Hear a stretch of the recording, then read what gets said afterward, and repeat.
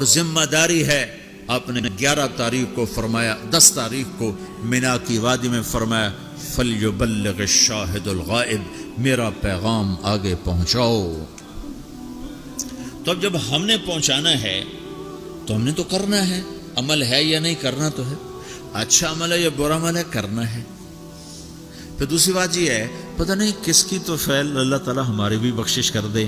جنت میں لوگ جا رہے ہوں گے اور ادھر مجرم کھڑے ہوں گے، جہنم والے کھڑے ہوں گے.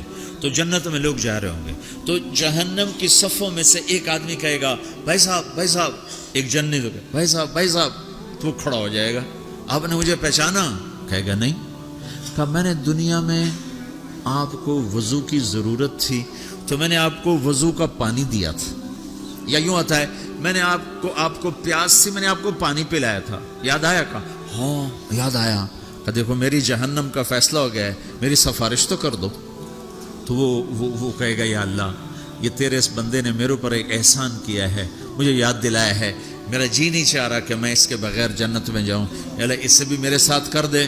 تو اللہ فرمائے گا چل تو لے جا، تیرے پیچھے اس کو بھی کر دیتا ہوں. ٹھیک ہے، میری تبلیغ مردود ہو گئی، آپ کی تبلیغ مردود ہو گئی.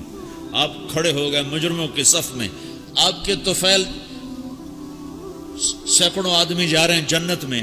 پانی پلانے والے کی سفارش قبول ہو جائے گی تو جس نے تمہیں جنت کا راستہ دکھایا اس کو بھی تو کچھ حق ہوگا کہ نہیں ہوگا.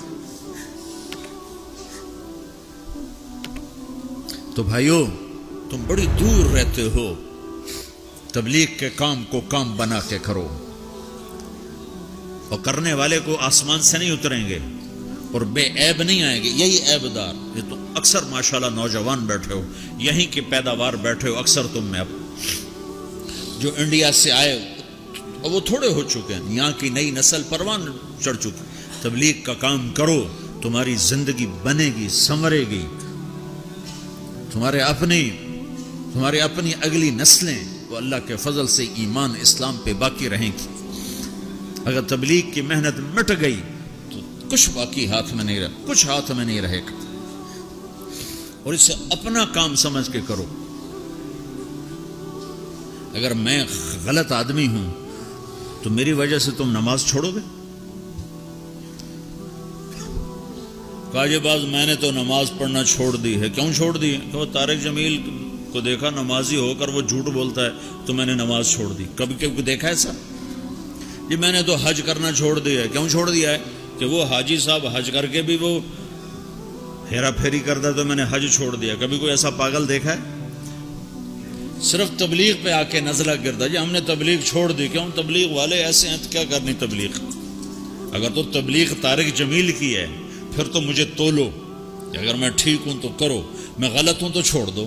لیکن جب تبلیغ بھی اسی رب کا حکم ہے جس نے نماز کا حکم دیا، تبلیغ اسی رب کا حکم ہے جس نے روزے کا حکم دیا، تبلیغ اسی نبی کا امر ہے جس نے ہمیں شریعت دی ہے، تو مجھے کرنا ہے. سارے تبلیغ والے برے ہوں مجھے کرنا ہے، سارے تبلیغ والے اچھے ہوں مجھے کرنا ہے. سارے مسلمان کوئی اچھے ہیں، اکثریت تو بروں کی ہے، تو ہم کلمہ بھی چھوڑ دیں، پھر اسلام بھی چھوڑ دیں کہ مسلمان بہت برے ہیں اسلام چھوڑ دو.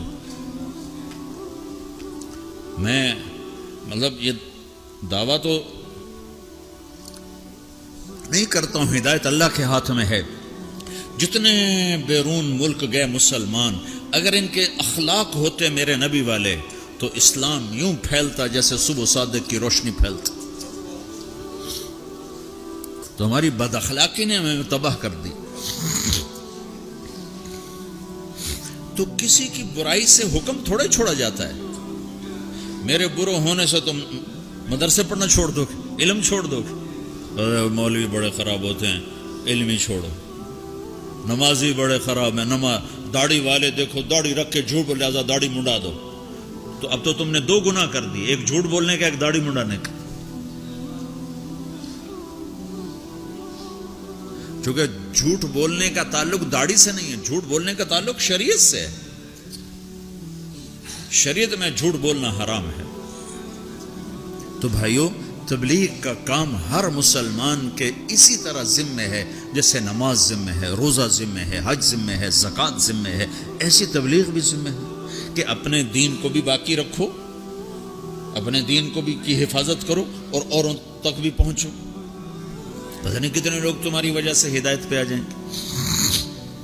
ایک دفعہ جنید جمشید میرے سامنے بیٹھا اور اتنا رویا کہ اس کی ساری یہ داڑھی نا تر ہو گئی، اس کے منہ سے تھوک نکل یہ ساری داڑھی گندی ہو گئی اور آنسو بہ وہ کبھی ایسے گرے کبھی ایسے گرے، میرے سامنے بیٹھا، کبھی یوں گرے اور کہے مولوی صاحب میں تیرا احسان نہیں اتار سکتا، تمہیں نہیں خبر تم نے مجھے کہاں سے نکالا، میں تیرا احسان نہیں اتار سکتا، میں تیرا احسان نہیں اتار سکتا، میں تیرا احسان نہیں اتار سکتا، تمہیں نہیں خبر تم نے مجھے کہاں سے نکالا، اور روتے ادھر گرے، مجھے کیا خبر وہ کیا کرتا تھا۔ تو ایسے کتنے ہیں جن کہ ہمارے چند بول اس کو اس گندگی سے نکال سکتے۔ تو بھائیو اس تبلیغ کے کام کو اپنا کام بنا کے کرو، اس کو کسی کے ساتھ مت جوڑو کہ وہ برا ہے تبلیغ چھوڑ دو، وہ اچھا ہے تبلیغ کرو، یہ صرف علماء کریں ہم نہیں کریں گے، نہیں سب نہیں کرنا۔ اس وقت اللہ کی غیبی مدد تبلیغ کے ساتھ اور اللہ کا ہدایت کا نظام تبلیغ کے ساتھ چل رہا ہے۔ باقی جتنی دین کی محنتیں محدود ہیں، بڑھ نہیں سکتی۔ میں خود 10 مدرسے چلاتا ہوں لیکن محدود ہیں، 1000 سے اوپر میں لڑکے نہیں داخل کر سکتا، میرے پاس 1000 کی گنجائش، اس سے زیادہ کی نہیں۔ میں کہتا بھائی جاؤ کسی اور مدرسے میں جاؤ، میرے پاس گنجائش کوئی نہیں ہے۔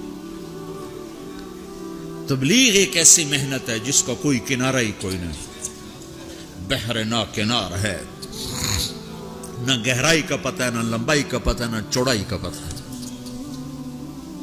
چوروں کے پاس بھی جاؤ، ڈاکوؤں کے پاس بھی جاؤ، زانیوں کے پاس بھی جاؤ، شرابیوں کے پاس بھی جاؤ۔ ہمارے علاقے میں ایک وہ طوائفوں کا اڈا ہے، وہاں پہنچ طوائفوں کو جمع کیا، انہوں نے میں نے بیان کیا تو اس میں کوئی 10-12 لڑکیوں نے توبہ کی جو ناچنے کے لیے دبئی آتی تھی۔ اگلے دن ایک لڑکی تو اڈا چھوڑ کے بھاگ گئی اور اپنے رشتہ داروں کے پاس چلی گئی کہ مجھے پناہ دو، میں اس گندے کام سے توبہ کر چکی۔ 3 دن کے بعد ایک لڑکی میرے گھر پہنچ گئی، میرے گھر، فوزیہ اس کا نام، کہ مولانا میری جان بچاؤ، میرے بھائیوں نے مار کے مجھے میرا سر پھاڑ دیا ہے، وہ کہتے ہیں تمہیں یہی کام کرنا ہے، ہمیں روٹی کما کے دو، اور میں نے ان سے کہا ہے میرے ٹکڑے ٹکڑے کر دو، میں یہ گندا کام نہیں کروں۔